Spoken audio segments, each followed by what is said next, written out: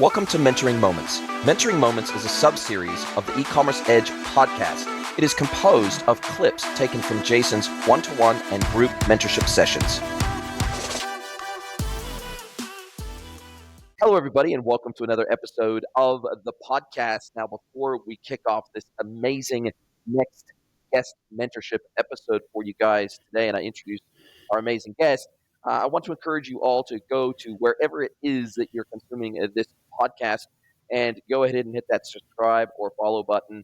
And then also share it with some friends. We're only a small podcast. We've got over 400 episodes. We've got a huge back catalog of useful information for you to share with friends, family, loved ones, people that care about all things e-commerce, omni-channel, and digital. So go ahead and share that amongst your friends. We'd really appreciate it. It helps the algos push our episodes up the algo list. And we're not only on all of your favorite podcast channels, but we're also on YouTube and Rumble if you prefer to watch us there. So I would like to welcome to the podcast today Wade SKALSKY, and he is going to be speaking with me today about all things really content, ghostwriting, storytelling, how to build a personal and professional brand, and the like. So welcome, Wade, to the podcast. Hey, man. Thank you so much for having me. Glad to be here. It's a pleasure to have you along for the ride today. And, your tagline, so to speak, I think is quite interesting. Trial lawyer turned writer. I don't think I've ever had anybody on the podcast that's an ex-lawyer who is turned into a writer or a copywriter or a ghostwriter or anything like that. So I think you're one of one. And I'm guessing that all those writing skills that are honed through being a lawyer and litigating and creating cases and being able to the narrative that you want to tell in front of a judge or on behalf of your clients, that leads very nicely into a formal writing career. Yeah, there are a lot of applicable skills, right? So most of it I would say would be on the process side of things, hitting deadlines, not stressing out with regards to if you've got a lot going on. Also, surprisingly, client acquisition too, extremely helpful. So yeah, there's a lot of applicable things that I didn't have to relearn or learn. That's good. It's that baseline set of skills. My mother always said to me, I was used to argue with her when I was a kid, and she said, "You'd make a great lawyer. You're going to make a great lawyer one day." I never went into law. I possibly should have, because I love litigating. I love banter. I love challenging, fractious conversations where everybody's got a point of view, and you get to litigate your point of view. And I guess that's why I love so much having these kinds of conversations, because everybody's got their point of view and they've got their story to tell. And I like to be able to expose people's stories on my podcast. And you, as I understand it, it wasn't that long ago you decided to get out of the legal game and into what you're doing now. You finished up with law in June of 2023. So it hasn't been that long. Yeah, no, I was an attorney for a long time. So I had a law firm in Los Angeles. I was there for 16 years. I met my wife there. And so when we decided that we wanted to move from LA to where we are now in Virginia Beach, gave me a chance to re-examine what I wanted to do going forward. And I decided I didn't want to take the bar again for the third time because I was barred in 2 other states. And so I was like, it was funny. And there was a Forrest Gumpian sequence of events. But yeah, now I'm a full-time writer. I have 95% writing and maybe 5% actual. Sometimes someone from the legal field will pull me back in, like The Godfather. Every time I try to get out, they pull me back in and throw money at me. But for 95% of the time, I'm a writer, which is awesome. I love that. What was the catalyst? What was the draw? What made you go, hey, look, I've been doing this over 20 years. This isn't really for me anymore. It's not going to become my focus anymore. And I've decided to do this writing thing. Are you looking to write a book or a memoir, or what is it, I guess, that drew you into the storytelling and writing career versus staying in the world of law and legal? What was it that was the catalyst or the draw to get into doing something which I can see the straight line between them, but for many people, they wouldn't necessarily draw that correlation, or I can't imagine that there are that many lawyers out there that decide to become writers, unless you're John Grisham. I think, isn't John Grisham an ex-lawyer as well? And that's why he writes all these legal books. But so there is a precedent here, but it's not that common. Let's put it that way. Yeah, it was funny. There was a pivot point. I was sitting in a courtroom and I was getting yelled at a judge, basically, and he was yelling at me. And it was one of my least favorite judges in Los Angeles County too. So not only was I getting yelled at by a judge, but it was someone that I had like a personality conflict with, that every time I went to his courtroom, I was like, oh man. And I was sitting there and I was just like, he's droning on, and I've got my eyes closed, and I got my eyes internally closed. I'm not really listening to him because I know what he's going to do. And he's just making a play basically. He's acting. And so I was sitting there, I was like, I really don't want to do this anymore. And I think it wasn't just that judge, but that judge was the culmination of, I was in an adversarial process. It was very stressful for 20 years. My clients were always stressed out. I was always in the middle of being a fireman, basically, and putting out fires all the time. And I just decided I didn't want to do that anymore. So the problem is that I didn't really know what else to do. So I knew that I could write a book, but for creative writing, the chances of being able to make money as a fiction writer are extremely small. There's something like 1 million books published every year in English, and something like 500 of them make over $10,000, something ridiculous like that. I had a wife, I had 2 kids, and 2 young kids too, and they're still young. And so I couldn't bet my whole life on a career of fiction writing. And I didn't know anything about copywriting at the time. I didn't know anything about ghostwriting, but I just knew that I had to do something else. And that started this long process of winding road to where I am now. But it really was that one moment where I was just sitting there, and that when I walked out of that courtroom, I'm like, I'm just not going to do this anymore. Now that took a few years from there to get to here, but yeah, there was an inflection point for that. And you also are a podcast host now as well. You host the Tactical Pay podcast, and are there others that you also are the host of as well, in addition to your writing career? You become a podcaster as well, and you're, I guess, on the content journey, or I guess you're on the. I liken it to.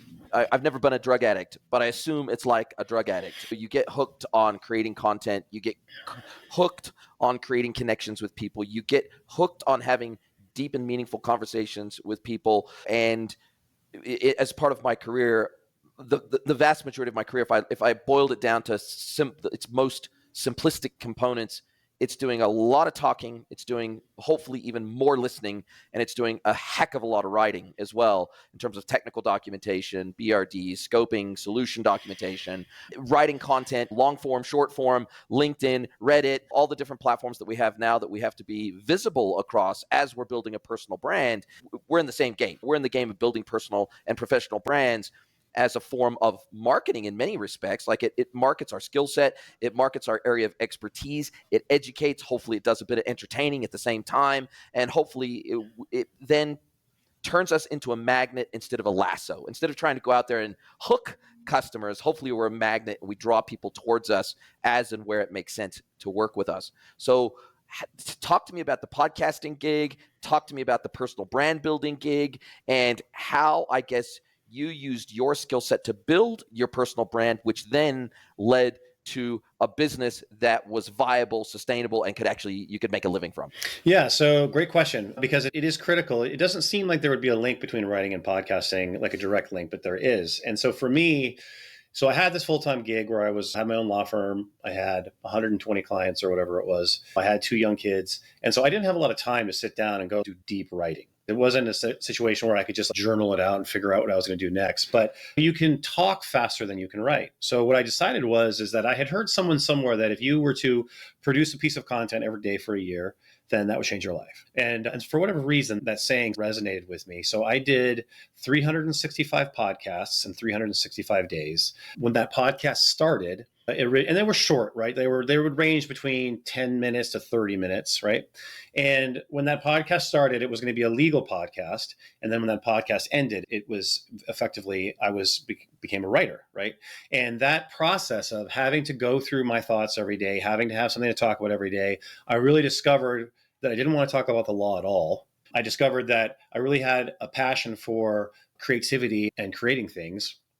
And just the discovery process of going into the darkness of the ether of the darkness, going into there and finding an idea and pulling it to real life. And that journey, basically, then I started to interview people on the podcast. And that was really the catalyst that kind of then pointed me towards writing and ghostwriting. And and I interviewed a couple of people I interviewed eventually became clients. And then I started doing the writing for them. And that's how everything started for me.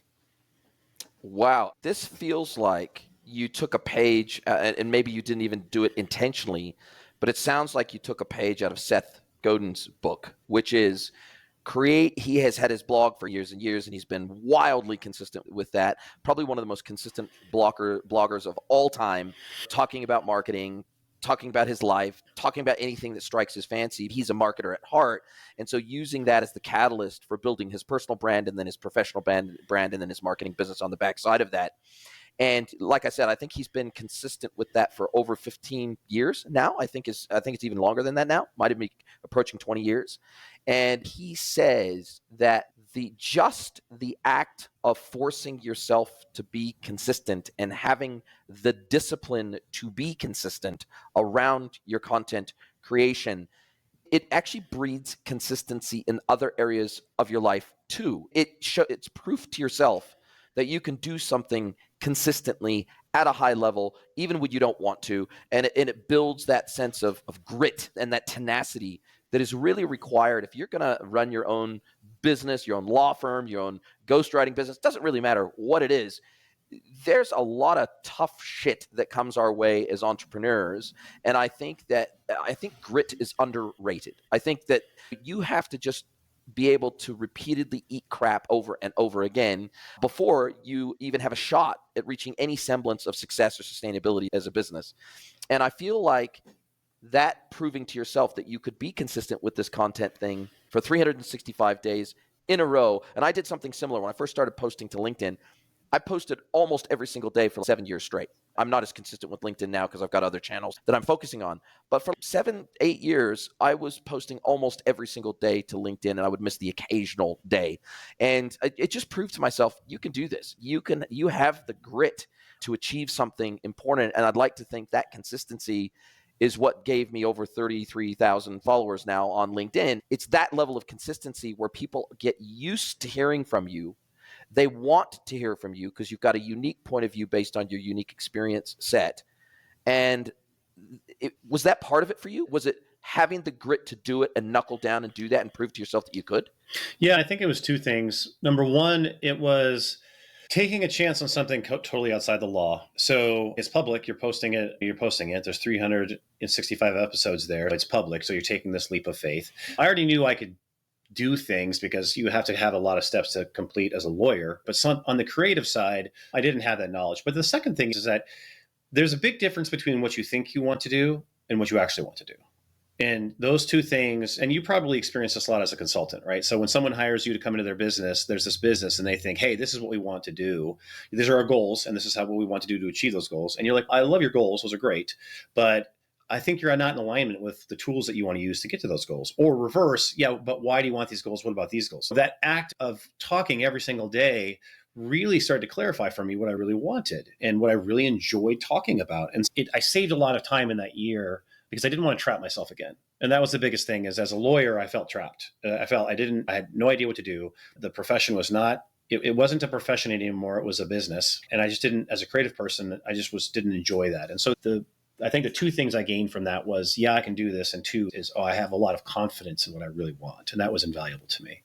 And how did you get your first clients for what you've branded as understory emails? Now, as I understand it, you don't just write emails. You don't just write newsletters. You don't just write from the desk of the founder type of emails, and you don't just ghost. But first of all, how did you niche down to that?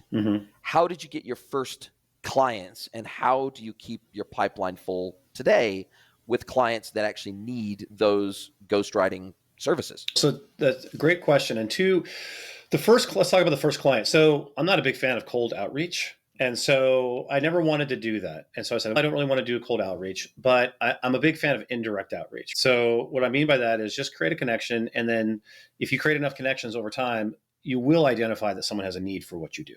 And one great thing about interviewing people on the podcast is that you interview people on the podcast and then you're just talking about stuff and they're like, oh, I would love to do this, or I need this, or I don't have time for this. And I was always interviewing CEOs or business owners. Okay. And the two things I focused on were locally. So people that were in my immediate geographic area, Virginia Beach, and then people just who had products that interested me, or they had brands that interested me. And through that process, basically, I just created a connection and then just did some outreach there and said, hey, look, what are you doing right now for this? What are you doing right now for this? And it was the easiest client acquisition process ever. Right. And then the second thing is, how do I get clients now? Is that the good thing about the business model that I'm in is that it's recurring. So I write you 4 newsletters for this month. You're going to need 4 more next month. So I have a retainer of clients. So the one thing I didn't like about being a lawyer is, okay, I had to get 20 clients. I got 20 clients this month. Great. Now I have to go get 20 more next month. So there's always this time spent on client acquisition. And I didn't enjoy that. So the model that I have now is I just have people pay me on a monthly retainer and I have a full portfolio. And then if I want more clients, I just go get them. And that really decreases the client acquisition time. And then the second thing is basically through referrals. Now is a situation where people come to me through referrals. It's a little weird because you may not want people to know that I'm ghostwriting for you because people like to have the cachet of, oh, I have this awesome writing. But it happens because people will ask, they'll be like, hey, man, I know you're not writing these. Who do you have writing these for you? And that'll come to me that way. So this, From a personal content perspective, because for me, I'm exactly the same as you. I'd rather be a magnet than a lasso every single time. So I don't really do paid and performance marketing. I don't like cold outbound. I don't like sliding into people's DMs to pitch them. Now, admittedly, my podcast, which is another great thing about the podcast, is I turn my podcast episodes also into blog articles, which of course has long tail SEO attached to it on my website. And then I embed the video of the episode in the base of the article so that they can see the whole episode if they so desire. But effectively, the blog articles are like cliff notes to the episodes, right? And they're naturally keyword rich because I'm talking about specific topics with each episode, which is amazing because I'm covering that topic in detail with each episode. And so for me, I have decreased the effort on the written word that I'm doing, and I've increased the effort and time that I spend on the podcast, which is the pillar or the foundational content that I slice and dice and convert into lots of other formats of content. Now, I still do just written content on LinkedIn and a few other channels, but certainly the pillar is mostly my podcast now. I'd say it forms 80% of the backbone of all the content that I produce. It drops out of the podcast effort. For you, how are you continuing to stay visible in the market? Are you putting out long-form written content on a blog, on Medium, on LinkedIn, on Reddit? Like, where are you most visible as a writer yourself so that you can continue to be that magnet and so that people at least know you exist, they at least know your services exist, they at least know, hey, if at some point in my career I get to the point where I want someone to help me do my writing and ghostwrite for me, then at least I know that I can reach out to Wade and he can help me. So what keeps you visible in the market as a writer? Sure. The great thing about being a ghostwriter in terms of for what I do is that I have a stable anywhere, any one time, anywhere for clients from 8 to 10 clients. But those clients, they only take maybe 20 hours a week to service. Okay. So then I have the other half the time as I have to spend is to work on my own brand and do my own thing. Right. Because there's really 2 paths you can take as a ghostwriter. You can take the path that I'm on where you're going to grow your own brand and create leverage that way, take the money that you earn and invest it into other things that will create income for you, or you'll go the agency route. And I didn't really want to do the agency route because I've managed other people. I had my own firm. I just, it did not appeal to me. And I have my own newsletter called the Understory Dispatch. And so it's irregular. So I do it like once or twice a month. But I'm on X/Twitter at @UnderstoryBard. I have 15 or 16,000 tweets there. And those are where my playgrounds are in terms of where I just do content. I'm starting to expand LinkedIn now. And those are where I'm really focusing on my personal brand. Yeah, that makes sense. And when you go into who makes a great candidate for your services, is it a business founder? Is it a business leader? Is it somebody who is expected to produce content as part of their role? What makes a great client from your perspective, and who gets the most value out of services like yours? Is it entrepreneurs? Is it employees? Your CEOs? Like, what makes a great client? So for me, from my perspective, a great client is simply someone who has some kind of following. It doesn't have to be huge, 5 to 10,000 people at a minimum, right? Has an offer that is proven, and they're willing to push to that offer every newsletter or email or whatever it is that we're writing for them. Because a lot of people will come to you and they say, hey, Wade, I want to be a thought leader, or I know this is going to take time. And it's just like SEO. You tell someone, hey, SEO is going to take 6 months at least. And so they're like, I get it. And emotions are high. And so and then that every month though, they're paying you and nothing's happening or very little's happening. And always on month 6 of SEO, it just shoots up, or month 7. But for the newsletters, it's the same thing. So if you don't have an offer that I can push to, that I can make you money on, and we can look at it, we can see this is how much money we made, we're not going to work together for very long. It's just, you'll just run out. And I don't want to keep closing people on the utility of content marketing. Okay.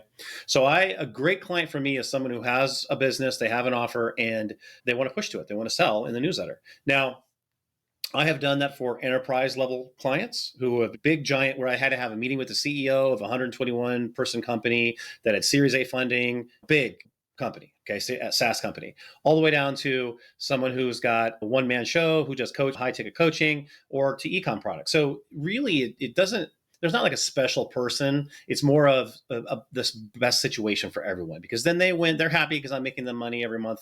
We can point to it. I'm making them 6 to 20 times more, whatever they're paying me. And I'm happy, and it gives me a lot of job security. And then I get to focus on my other things. And so everyone wins in that situation.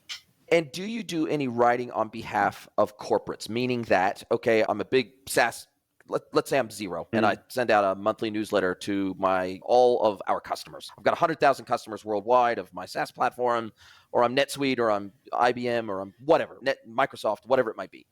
Do you like to, or do you have a desire to do work on behalf of corporates and basically speak the language of that brand to their audience? I do. And help them craft that? I do. But it has to be a fit, because so take the SaaS company that I worked for, example. The reason why they brought me in was because they had it's a SaaS, oh, great, another SaaS company. You know what I mean? It's like very jargony. All their outreach was very techy. And it's frankly, it's just hard to read a lot of content that's like that. Even if you're in the space, if you're in the SaaS space and you're like, oh, more social listening text. All right, awesome, great. And so what I did in that situation was I said, look, let's make your content 1 or 2 degrees more entertaining than what your brand is right now. We don't want to turn it into a clown show and a comedy show or whatever, but let's make it 1 to 2 degrees more entertaining, funny, interesting than what you are doing right now. And when we did that, and they didn't want to do it. They were very risk averse to it. And I said, okay, let's just do a campaign. And so I had to sit down. I had to meet with the person in marketing who hired me. Then I had to meet with the marketing head. And then I had to meet with the CEO, the actual CEO of the company, because it's their brand voice. And we don't want to mess this up. And I said, listen, you're going to vet everything before we send it out. Let's just do this. And I really enjoyed that as a challenge, because I knew what was going to happen, because their audience is sick and tired of seeing the same corporate speak stuff all the time, and synergy and all these buzzwords and jargon. And so just new feature releases. Yeah. Blowing our own horn. Yeah. Basically. And so what we did was I just did a campaign for them, and they got amazing feedback. Like, we got these emails back from people. This is amazing. I love it. And they had all these conversions, and they were like, this is amazing. And so I actually like taking content that is not exciting and making it interesting for people to read, because sometimes just by the vertical that you're in, it's not exciting. And so if you can do that, then you immediately differentiate yourself from everyone else that you're competing against in the vertical, and everyone notices, because no one's willing to take that risk, because it's hard to do. And so if you can do it, but that's effectively, I do that same thing for every single person that I write for. It's just I temper it to the brand. There are some brands that we go crazy, and then there's some brands that were just a little more entertaining than a dad joke. It just depends on the brand voice. It almost feels like you're the written version of TikTok, in the sense that there's some very large global brands that the only place that they take any kind of brand risk at all is on TikTok. And I think it was Ryanair, maybe, where they have a talking airplane, like they have their jets, and then they have a mouth, and then the mouth is telling a story. That is totally not corporate. That's not corporatized. Bose does some funny stuff on TikTok, and you'd think of Bose, and they're like the most buttoned up company that you can imagine, high tech, very expensive stereo systems, that kind of stuff, but that they're a little less buttoned up on TikTok, and they're a little bit more funny, and they do skits and things like that. So it feels TikTok is a place where brands feel safe getting outside their comfort zone and trying some more risque kind of content that is maybe what they would traditionally consider off-brand content. But I think if I'm reading the room, what you're saying is newsletters are a place that brands can do that too, potentially. Maybe not go hog wild, but definitely move away from that corporate. Because The last thing a customer wants is to be dealing with a nameless, faceless brand, right? They want it to feel personal. They want it to feel human. They want it to feel relatable, right? And we can even say that about politicians. They want to seem relatable. They want to seem like a normal human being. They want to seem like they struggle with the same things all of the rest of us do, even if they don't, even if they're mega wealthy. And it feels like what you're saying is that, so let's say I'm an e-commerce brand, and let's say I have a newsletter, and the biggest issue I have with most e-commerce brands is that 95% of their content is selling. So when they're pushing out content, it's all sales all the time, and it's discounts, and it's promotions, and it's campaigns, and it's all these things.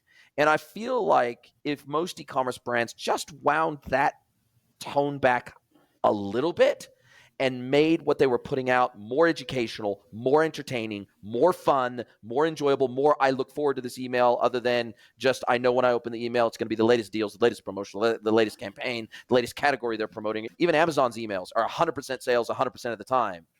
And I feel like there's an opportunity that's lost in that to create more of a bond with the customer. Yeah, I couldn't agree with you more. And my experience and the numbers prove this out. So I'll give you a couple different examples. So I have an ecom brand that they're straight ecom, alternative health products, and they crush it. They have a traditional ecom advertising agency that they use.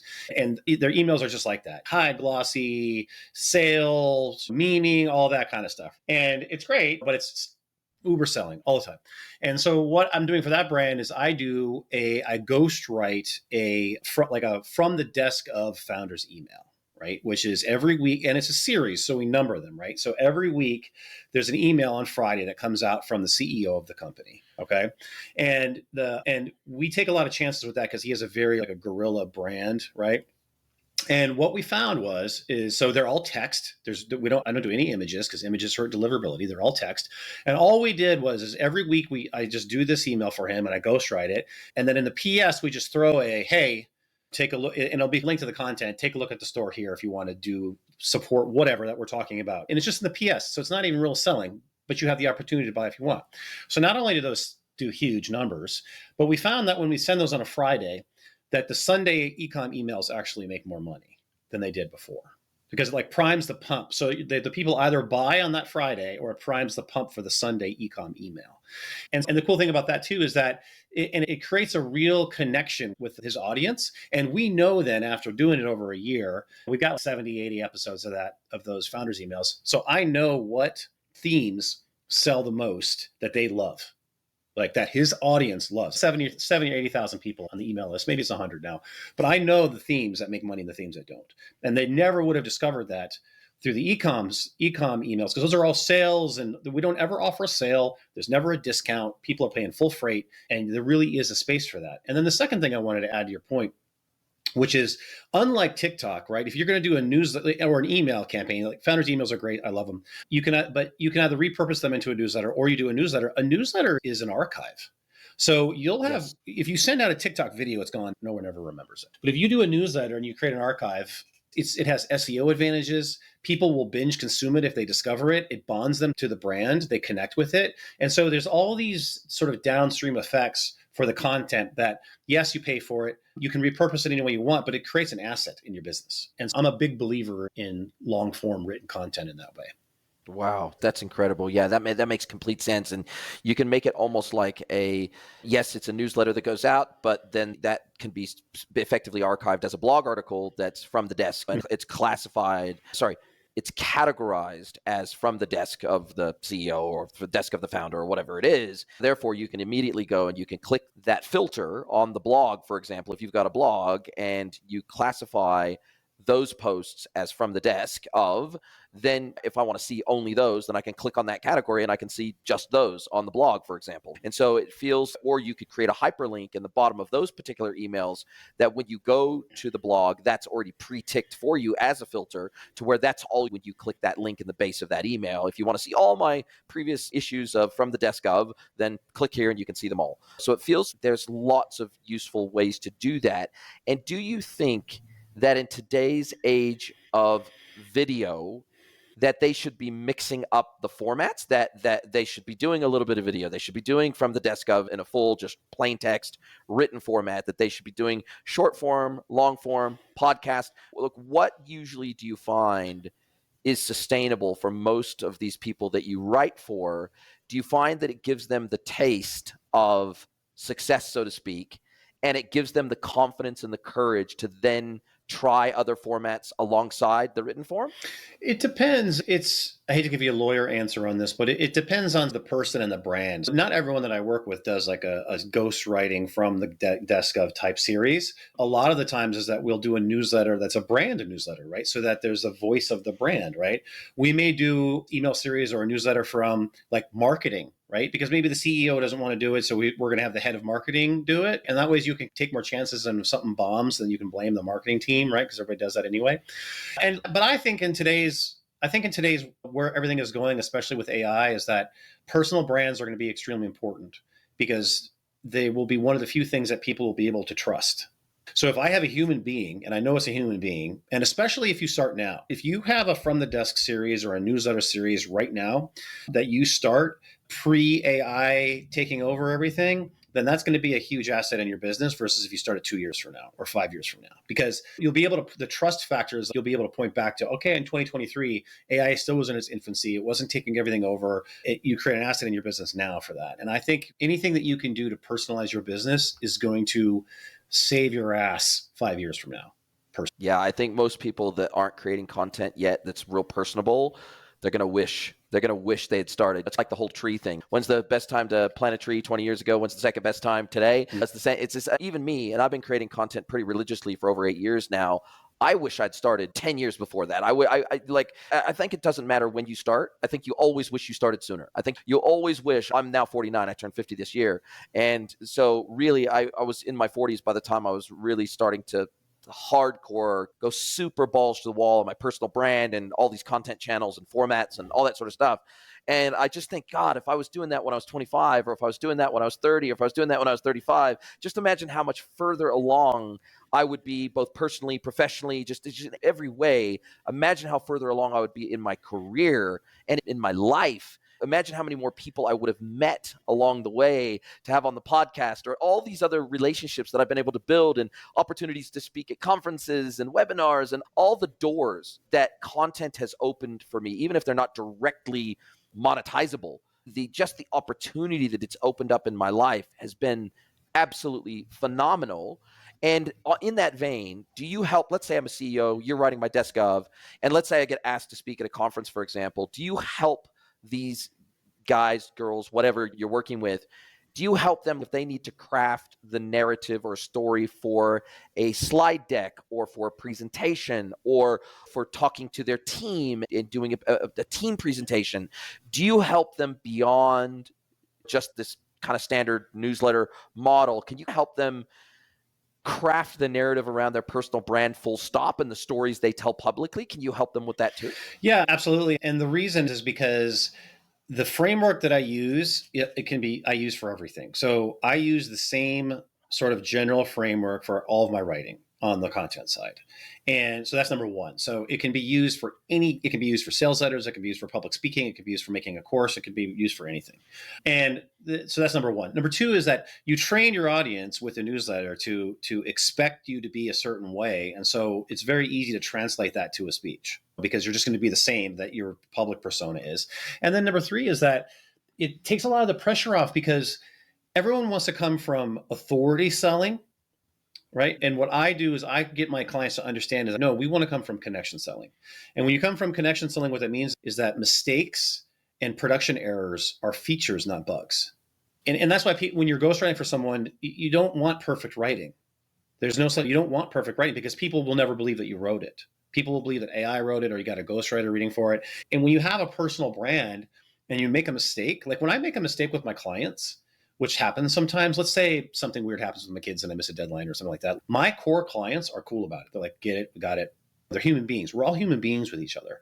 And so then the key then is like, how do we become human beings with our customers? Because that's what people really desperately want. Right? They desperately want the feeling of going down to the local store and connecting with someone, is because everything in society is going away from connection. We're not going towards it. And so if you can have a brand that connects with people, they will do anything for you. Like, you should see the rabid like emails that we get, good in a good way, like these emails that we get back on some of these ghostwriter emails. And I'm writing the things that, and this is the thing I want people to understand, is that I'm just writing what my clients would naturally say.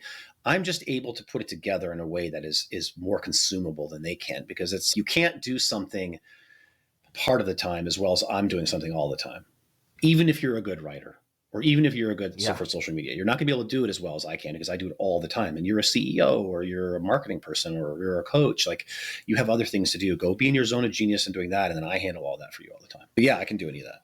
Wow, that's amazing. And do some of these people that you work with, do they have ambitions to become a full-time content creator? Is that, for some of them, is that ultimately their goal? They want to become a full-time public speaker, or they want to become a full-time writer, or they want to become a full-time creator of video content or motivational speaking, or whatever it is. Do they ultimately have an ambition in some cases to do this more full-time and to get you to help them articulate their thinking better, more clearly, to where it resonates more? That do they use you to help identify their perfect audience type? And they say that your vibe attracts your tribe. So to craft a vibe that will attract the exact type of audience that they actually want to be speaking to and conversing with and having a relationship with on an ongoing basis.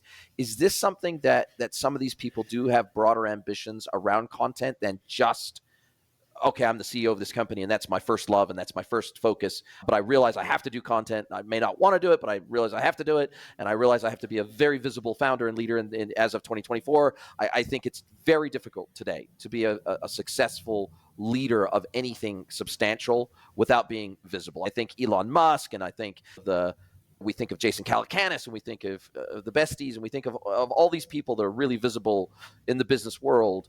And the vast majority of the most successful entrepreneurs today, they are highly visible founders and leaders of these businesses. And they're putting out content flipping everywhere. It feels like they're omnipresent to a degree.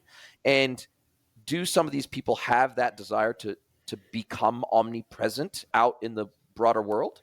Yeah, it's a mix. So I would say some of my clients, they just care about making money, right? Let's just make money. And so that's all they care about for their business. They're like, this is my business, show me the ROI. And that's all, every month we're just worried about that. But then I do have clients who are more on the creative side, who want to become industry leaders in what they're doing. And especially, so I have on regenerative farming and on the alternative health side, right? That is a crusade for these people, and a personal crusade for me as well. I'm a big believer in an alternative health, and I'm a big believer in some things for regular health too. But I think we're trying to take care of our bodies is important. And those people who are in that situation, we fix that with the flagship book. Right. And so that's when we go, okay, let's ghostwrite a book, because they can talk all day long. They can go to podcasts and they can chop it up for an hour, 2 hours, 3 hours on their topic, but they may not have the time or the ability to write the flagship book to be able to do that. So what will happen then is that I'm like, okay, cool. Let's ghostwrite a book. Let's write a book that accomplishes two things. One, we always want to increase the connection with your existing tribe. But two is that we want to then, it's a calling card for those other opportunities that you're talking about. Because the one thing about entrepreneurship that I didn't discover as a lawyer, because the lines of a lawyer business or legal business are very bound. Okay. You're interacting with other lawyers, or you're interacting with prospective clients who need legal services. And that's the businesses or whatever, but that's the closed loop. When you're in the entrepreneurial space, I can't, even just talking with you on this podcast, is I can't tell you how many like really weird, obscure connections and things happen that just all fall into place, and they're perfect. Okay. We want to be, one of the ways that you can take advantage of those is having a calling card or flagship book. And so that's the big one, is that they really want to transcend their business and go into leading something like an alternative health. And so I'm actually ghostwriting a book for one of my guys right now, and in that space. And yes, so when they want to do, that's what I would say, is because a book is a bound space and it's in their voice, and then they can do the talking. Right. So they can go on podcast interviews, and they can go on Good Morning America, and they can go on NBC or whatever they're going to go on. But the book is something that helps them to understand what the movement is that they're trying to accomplish for people who want to go deeper. And so that, yeah, 100%. Yeah, somebody like Joel Salatin, or I come from the natural health world too. I ran e-commerce for one of the largest online natural health businesses in the whole ANZ region for a few years. And I've been into natural health since I was a little kid. I can thank my parents for that. And so I definitely get what you're saying. For these people, this is more than a business, it's a lifestyle. Mm-hmm. And it is a passion project for them. And so if you can document your passion in such a way that it helps make other people passionate too, then automatically that's going to build a bridge. That's going to build an element of connection that you can't get any other way. And what better way to do that than long form content? And in many cases, that's a book. And I see that even in my world of e-commerce and digital. I see Dean McElwee, and he wrote his e-commerce for CEOs book. And then all of a sudden I started seeing him after that book was released. I don't know how many copies of that book he sold directly. It may not have been many. It might have only been 100 copies. But what that book did is it then gave him a foundation to then have a reason to go and talk to podcasts, long form writers on Medium and other people in our industry and speak at conferences about the concepts that were outlined in the book. And it elevated his visibility in our industry substantially, almost regardless of how many book copies were actually sold. And it feels like that's a catalyst for those types of engagement. That's a really astute observation, because most people are caught up in, okay, we're going to make money from the book by how many copies that we sell, right? And that only works for fiction. Okay. The purpose of a nonfiction business book, yeah, great. If you have an international bestseller, that you're going to make some money, but that's not where the money comes from.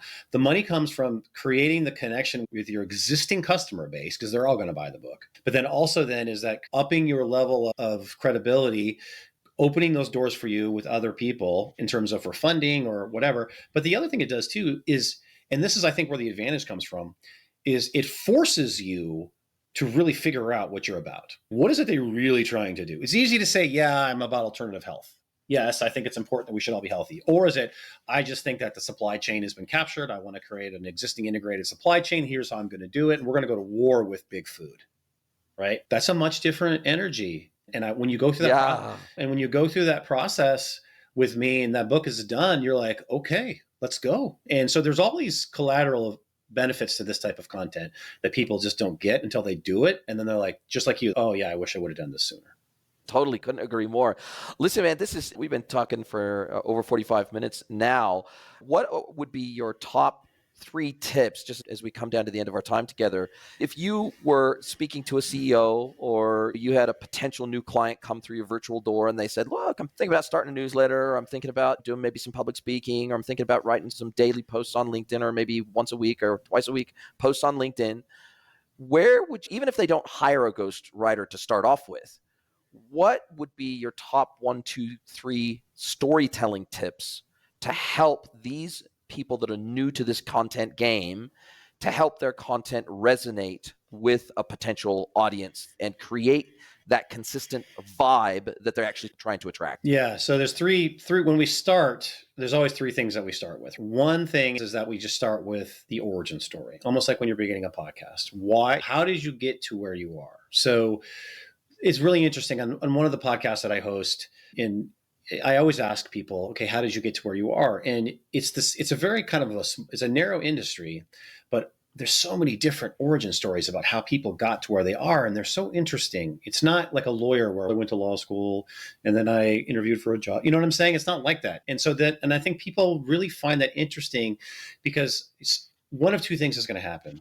One is that you're just going to be like, oh, that's really interesting. And I think that's really cool that I learned that fact about you. And now I'm connected to you more because I know that fact about you, that history, because history is always interesting. But then the second thing is that some people may see themselves in your story. And that's when you start to get the most powerful connection. And so you win either way. They're either going to think it's cool and that's like really interesting and creates a connection because I know more about you, or they start to see themselves in your story. And so that's incredibly powerful way of connecting.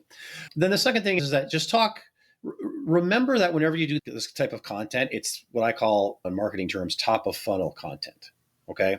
So it's meant to be consumed by people at the beginning of their journey with you, or to reinforce concepts to people who are already on their journey with you. What people do in this is they're like, I'm going to be a thought leader. And they start to throw stuff down that is really complicated and it's very hard to follow. And yeah, your diehards will love it, but your diehards will love whatever it is that you're doing. You know what I mean? It doesn't matter what you write. If you're diehard for your brand, they'll love whatever it is. So you want to keep your content like high level philosophy, so that it's top of funnel. And then the third thing, and the last thing I would say when you're beginning this out, is give the reader something to do.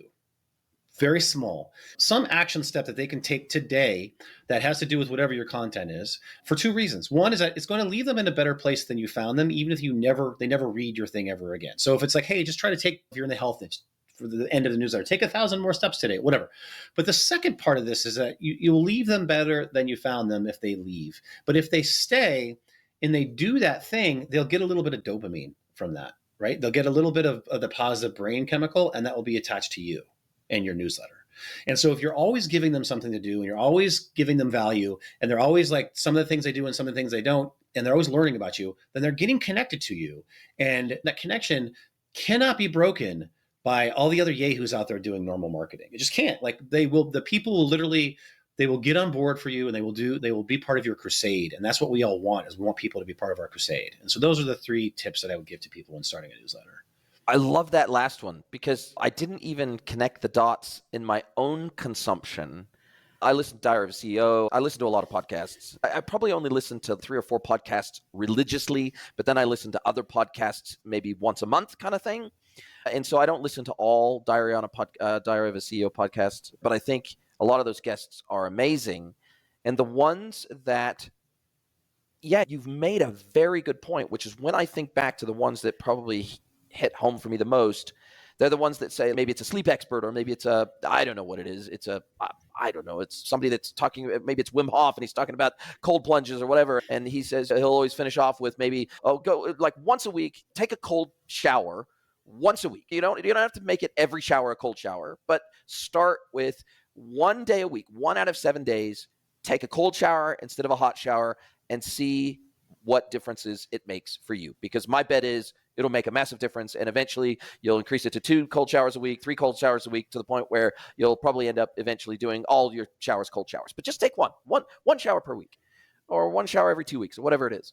And so I think you're right. I think it resonates when somebody says, take this one tiny, very achievable, very accessible action and see what it does for you. And then you will forever, I now have associated cold plunges with Wim Hof to the point where I can't think of anybody else when I think of cold plunges now, despite the fact that everybody and their dog is talking about cold plunges now. I still think of Wim Hof for that.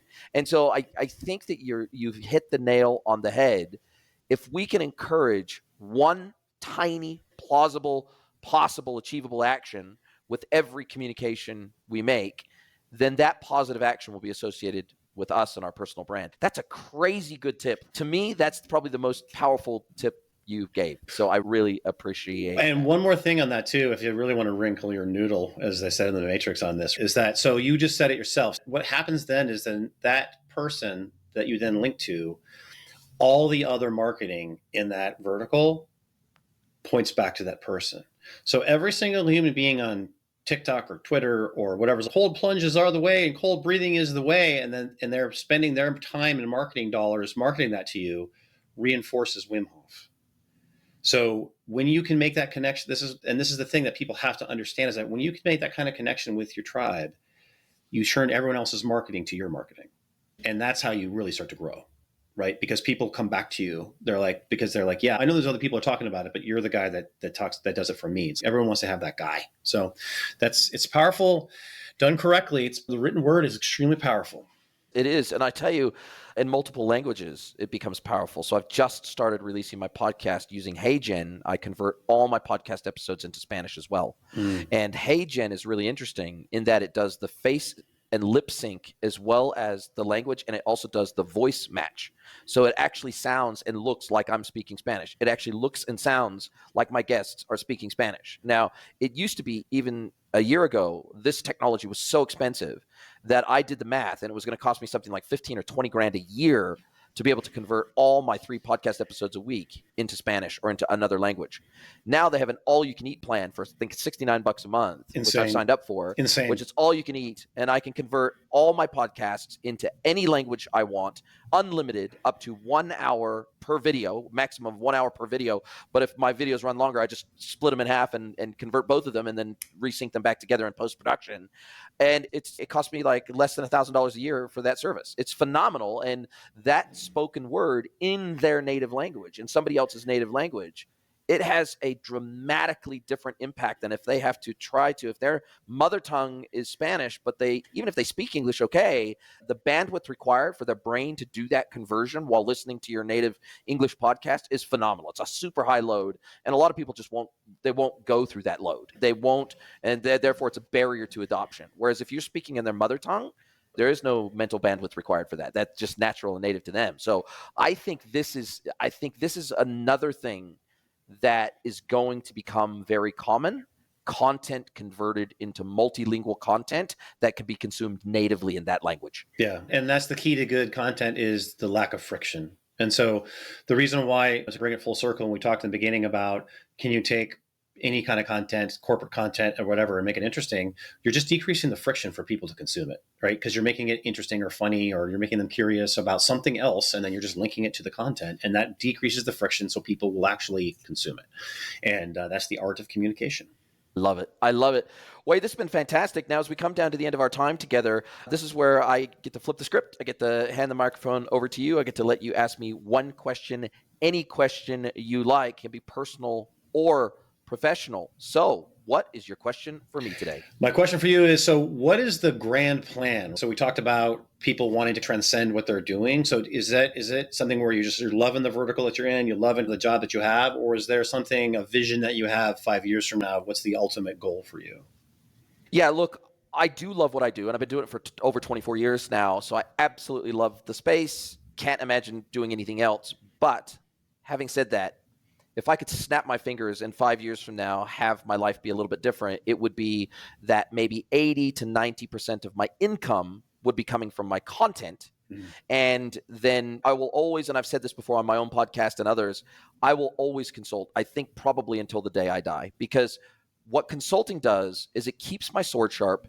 It keeps my finger on the pulse of my industry. It keeps me current, and it also keeps my content current and relevant, talking about things that are actually realistically happening in our space on a daily basis. And I feel like if I stopped consulting altogether and just did content, I would pretty rapidly lose touch with what our industry does, the challenges it's facing, the technology that is commonly deployed, the design patterns that are being used in solution architecture and process design and organizational design and all those things. I would pretty rapidly lose touch with what's working and what's not working in our industry. And that, I think my content would by definition become less relevant over time as a result. And I would just lose that deep, I totally stay in my lane, meaning that my podcast, I don't need to do any prep for my podcast episodes because I'm literally just talking about kind of the same stuff with a slightly different flavor and angle and take, but I'm staying in my lane. I'm staying in a lane that I've worked in for 24 years, so it's as natural as breathing to me, and it's super easy to have these kind of conversations as a result. But I think that would become harder for me if I got too far away from the industry and I wasn't in it. I was just an observer on the outside of it. And so I would like to get to a place where content is so valuable, hopefully to my audience, that they want to consume that content religiously. And then there's marketing opportunities that come out of that, et cetera, and sponsorships and all sorts of other things. In a perfect world, maybe in 4 or 5 years, if content could be the main source of income and then consulting was just, if it was 10 to 30% of my income and I only had maybe 1 to 4 consulting clients a year, and really that the primary focus of those consulting engagements was to keep my sword sharp as opposed to relying on it as my primary source of income, that would be like the holy grail, so to speak, for me. I understand that. That makes perfect sense. The whole conversation we had today is one reason why my newsletter game is so sharp is because I have clients. Yeah. So I'm able to consult on it just because I know it's working in the field right now. Totally. And you can test using other people's channels. You keep your sword sharp through other people's touch points, and you learn for your own touch points at the same time. So it's a virtuous cycle is what I like to say. Now, Wade, how do you like people to get a hold of you? I'll drop a link to your LinkedIn profile in the show notes. I'll also drop a link to your website. But other than that, how do you like people to reach out if they want to talk to you about ghostwriting, storytelling, narrative, brand building, all those cool things? How do you like people to get a hold of you? So there's 2 ways. You can follow me on X/Twitter @_bard, and you can just DM me there. My DMs are open. That is a little free tip for everybody, is that you can get to the decision makers in a lot of big companies through X/Twitter directly. Or they can just go to my website, understorybard.com, and just opt into my email list. And then there they'll be able to get to me directly there too. Love that. Thank you so much for your time. This was a fantastic mentoring moments session. I really appreciate you being a guest mentor. I wish you every success with your business, and I can't wait to speak to you again soon. Thank you so much. Thanks for having me on. I really appreciate it. If you'd like to get mentored by Jason for free, head over to greenwoodconsulting.net, scroll to the bottom of the page, and click Get Mentored by Jason.